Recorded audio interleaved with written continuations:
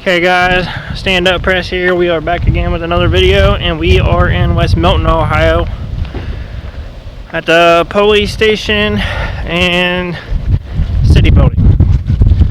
Let's see how they do. How's it going? You restocking up? Huh? Restocking up? Yeah, just cleaning everything up a little bit. Yeah. What are you doing? Taking a walk around. Oh yeah? Yeah. Walking around, are we? Yeah.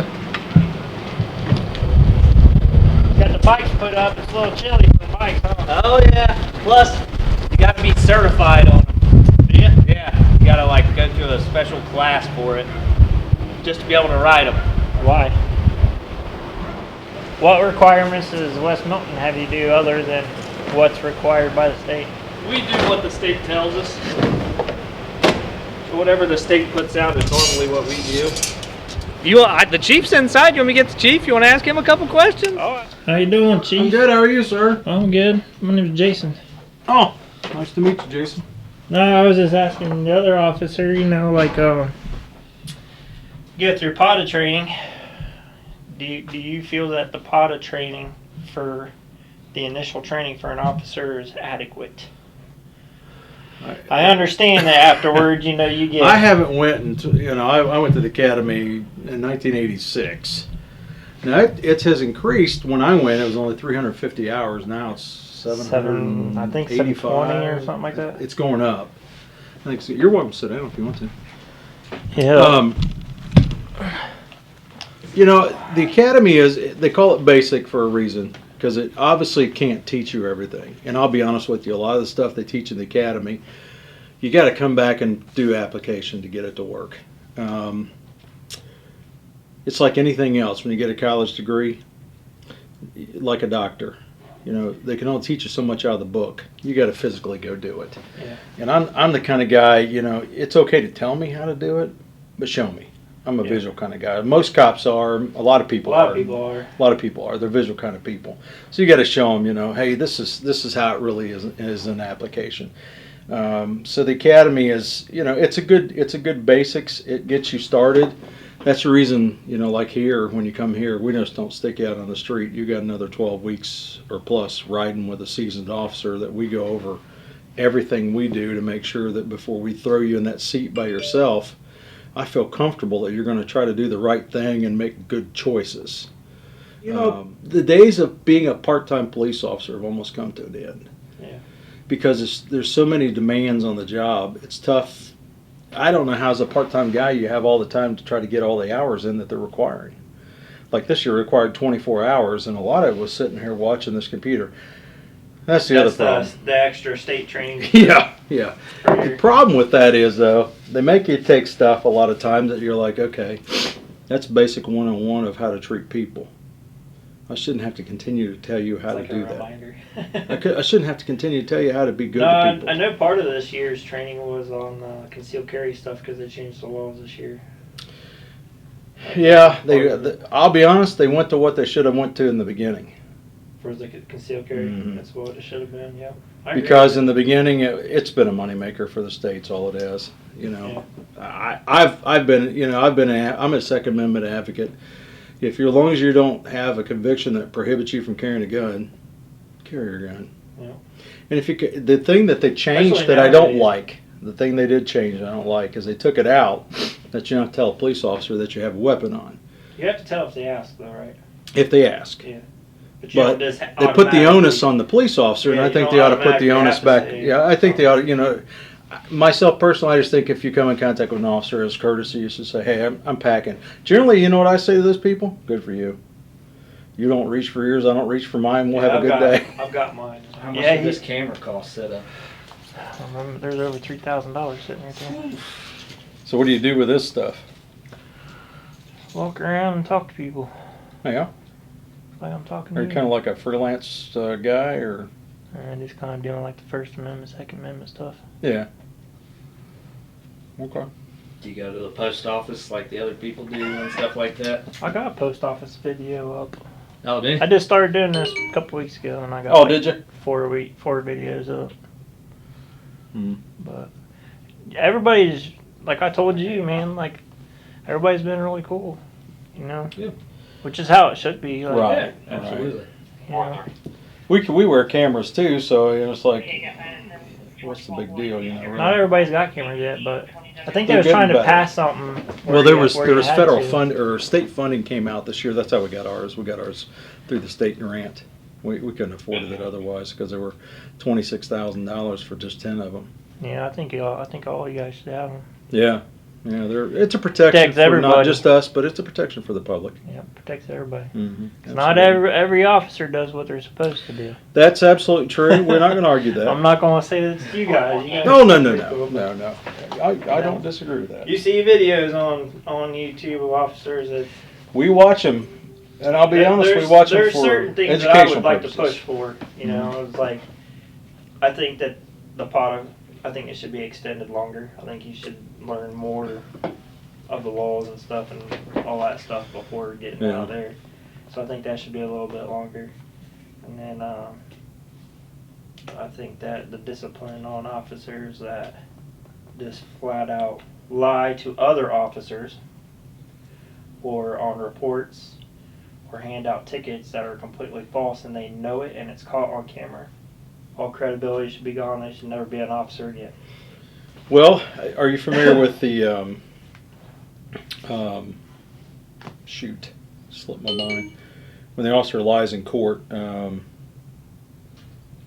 what is that called? Brady Law. Are you familiar with the Brady Law? Yeah. Do a little research on that. So, twice in my career, I have worked at agencies that have had officers that got caught in the Brady Law. They lied. You don't have to just lie in court. You have to lie under oath. You lie to your agency. If that's the case, that officer gets labeled a Brady cop, and every time they go to court, you have to disclose to the defense attorney he's not an honest person. Yeah, but that's not always enough. Well, the problem with that is, and here's the issue we had, one of the guys at a previous agency I worked at, we fired him, and he appealed and got his job back. Well, the only way we can get around this is we have to label him a Brady cop, and he basically wasn't allowed to do any extra duties and stuff like that for us because we didn't take the chance of him, getting involved. Yeah, in they're a somebody else. liability. They're not just a liability to the county or city or whatever. They're a liability to everybody. But to everybody, like Yeah. they could be writing out false tickets. Mhm. They could be doing getting people thrown in jail for Mhm. for no reason and stuff like Right. that. I'm all about, and this is what I've preached to him since I've been the chief. I've been the chief a year, but I've been in law enforcement 36 years. I preached to him the whole time about community-oriented policing. That's what I want to be doing. That's what I want us known for, not for out there knocking heads and writing tickets. That's not what this is about. This is about serving the public, the people who pay you. Mhm. So, we work hard at that. We do a lot of community events, and we do a lot of things to try to keep that going. And so we're having a Citizens Police Academy going on right now. For an agency this size to have one is usually not norm. But to me, it's just an opportunity for us to educate the public on what your tax money is being spent for. Cool.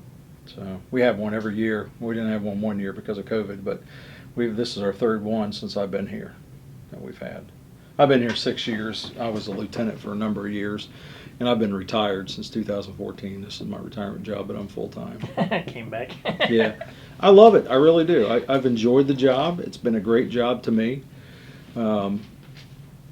It's been 36 years of great work. I've never come to work where I felt like, oh man, I hate this place. I come to work and saying, what can I do today to make this a little bit better? Mhm. There's a lot of people could take a lesson from that. Yeah. So police work when I got into it was more than a career. You didn't get into it for the money when I got into it because they didn't pay that great. You could have went to Delco or General Motors and made a lot more money than I was making. So you had to want to do it because you were working. They were just above poverty level for food stamps. But it's gotten better over the years. The pay's much better. But now people don't want to come into it because of all the negative publicity, and the private sector is starting to offer. Give everybody a bad name. That's true. But That's what it my is. wife's a school teacher. Same thing happens, in school teachers. Schools are getting bad too, and it's not even the teachers; it's the kids. Mm-hmm. They're so disrespectful now. It's ridiculous. I know Where's that people that start? don't even. that starts at home, but Right. you know, but like even Yeah. school bus drivers don't even want to drive school bus I know. because the kids know. are just horrible. Absolutely. I'd beat my kids. You know. My kids are. Back in the day, you used to be able to whoop their butt. Now Yeah, everybody's like, my kids oh, are blah, my blah, kids blah. are good. I've got a son-in-law that's a deputy sheriff. I have a daughter that's a dispatcher full time for Heber Heights, and I have another daughter that's a paramedic, and then my son just joined the Army. So Yeah. we're all in public service. I laugh about it and tell everybody we live off the government, but but you know, it's just, you know, government work for me has been good because, you know, especially in police work now, if you're working a desk job where you're just 9 to 5 Monday through Friday or something, that's a little bit different. But in the police work, EMS, fire, and all that, I think that's a good way to kind of give back to the public while you're earning a wage, and you're helping people. Yeah. I went over to Marysville. I was going. Why Marysville and why here? Did you just see it, or? I'm just going around everywhere. Yeah. No, everybody's been really good for the most part. Some of the libraries, they say something a little bit every now and again, Yeah. but I'm nice about stuff. I'm not like trying to be up in everybody's business or like, hey, you're on the computer, let's see what you're doing. That's against the law anyway. You can't do that kind of stuff. But I'll go in and just like, oh well, Halloween's coming, you know, Christmas. What you guys got coming up? You know, what kind of programs you got for the? What got you into this?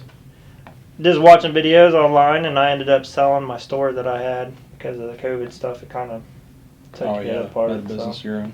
I don't know. I just figured. Seems like we're slowly losing rights, a little bit here and there, maybe. Well, we're not going to disagree. Addicts. Pot's on the verge of legalization. Oh yeah. You know, so I think that's just like a cover-up drug. we're basically. we're a cat whisker from making that legalized. You know, a lot of states have. But the problem with those states that have done it, if you go talk to them, they're having hiring problems. Because even though the state legalized it, doesn't mean as a police officer. Now there is I can't remember which state it is. It said as a police officer now there's a ruling came out. You can smoke it as long as it's not on duty. Well, there was even since Ohio did like the medical, their factory that I was working at before, Airstream, they said that if you were to test, then you were going. It didn't matter if you had to pass or not. They didn't care. Well, So I mean, it's still up to employers and stuff like that if they well, keep it or not. I'll be honest with you. Do you want a cop carrying a gun that's been smoking dope? No. You know, it's like him coming to work drunk. You don't want him to come work drunk. You sure don't want him smoking dope. People act like it ain't no big deal. I think it's more like a cover up. Yeah. It's like I know people in my life that use it because they have like There is a medical sort of use like for it. mental issues. You know what I mean? Not like they're crazy or anything. Have you seen like that, people who but- smoked that had Parkinson? No. Oh. It helps them though. From Oh, what I man. understand. I seen a video where he like just Yes. did a little bit of it and then he went from like this to the calm as could be. Exactly. So I'm sure it does help Exactly. people. I'm all about that. I don't have an issue with that. But, I got a friend of mine that actually gets the medical marijuana. He's a friend of mine. I don't have a problem with it. You know, that's what if he says it keeps his joints from hurting, and he's an older guy. And he says when I use it, I feel great. If I don't use it, I feel like I'm run over by a truck.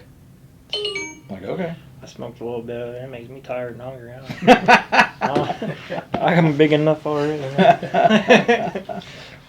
You guys have to have like a mental evaluation before? Psychological. Yeah. And we just don't go to any psychological or psychologist. We go to a lady that specializes in police officers. So she does it for us and several other police agencies. That's what she does for a living. She has a private practice too where she helps people, but she specializes. And she has a I couple think that sons should in be a the police. requirement for the PATA. Like, why even take the course if you can't pass that part? Because some of them's in it to feel big. Yeah. You know what I mean? That's why they Well, want there's it been a few that's for the graduated power-hungry people. and didn't pass the psychological and never got hired anywhere. So they wasted their money to go to the academy. In every class, you usually, as a student, can sit there and look around and go, "That probably shouldn't be carrying a gun." He's not going to pass the psychological. The unfortunate part is, small places a lot of times don't do all that background. They just You got your peace officer certification. Congratulations. Pretty sure that's how my town is. Well, if you're full-time and you're in police and fire pension, you have to have a complete physical. So they require you to turn all that in. If you are part-time, you can't be in police and fire retirement, so you go into PERS and there's no physical or nothing required in PERS. So you can kind of slide under the radar on a agency that does PERS, Public Employees Retirement System. So, All right. Well, thanks for talking to me. hey, no problem. I'll get out of here. Let you get back to work. All right, buddy. But yeah, just straight out that door in front of you there. Well, thanks, man. Alrighty, have a good one. You have a good one too. Hi. Hi. Hi, Cody. Hey.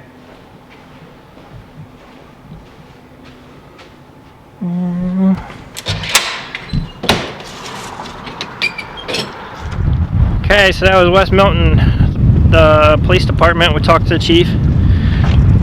He believes in everything that we're doing.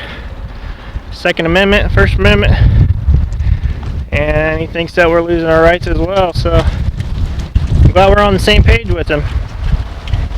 Yeah. Everybody have a good one.